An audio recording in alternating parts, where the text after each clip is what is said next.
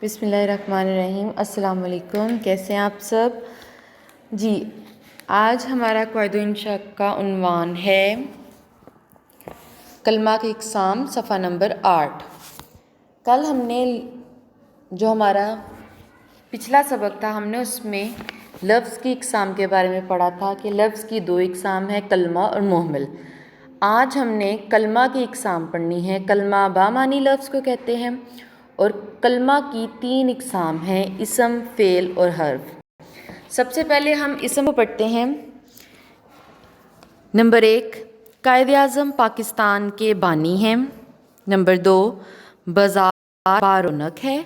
Number 3، کتاب انسان کی بہترین دوست ہوتی ہے۔ مندرجہ بالا جملوں میں قائد اعظم، پاکستان، بازار، کتاب، انسان، دوست ایسے الفاظ ہیں جو کسی شخص، جگہ اور چیز کے لیے استعمال ہوئے ہیں۔ قواعد کی روح سے ان الفاظ کو اسم کہا جاتا ہے۔ تعریف جو ہے وہ نیلی روشنائی سے لکھی ہوئی ہے، یعنی کہ بلو کلر کی انک پین سے لکھی ہوئی ہے۔ آپ نے اس تعریف کو بریکٹ میں کر لینا ہے اور اسے یاد کرنا ہے۔ وہ کلمہ جو کسی شخص، چیز یا جگہ کا نام ہو، اسم کہلاتا ہے۔ اس کے بعد فعل۔ نمبر 1، حدید نے خط لکھا۔ نمبر 2، نادیہ اسکول جاتی ہے۔ نمبر 3، ہم لاہور آئیں گے۔ مندرجہ والا جملوں میں، یعنی کہ یہ جو اوپر 3 جملے دیے گئے ہیں، ان میں لکھا، جاتی ہے، آئیں گے ایسے الفاظ ہیں جو کسی کام کے کرنے یا ہونے کو ظاہر کرتے ہیں۔ قواعد کی روح سے، یعنی کہ گرامر کی روح سے، ان الفاظ کو فعل کہا جاتا ہے۔ اس کی تعریف ہوگی وہ کلمہ جس میں کسی کام کا کرنا، ہونا اور سہنا پایا جائے اور اس سے کوئی زمانہ بھی ظاہر ہو، یعنی کہ ماضی، حال یا مستقبل، تھا، ہے یا گی، فعل کہلاتا ہے۔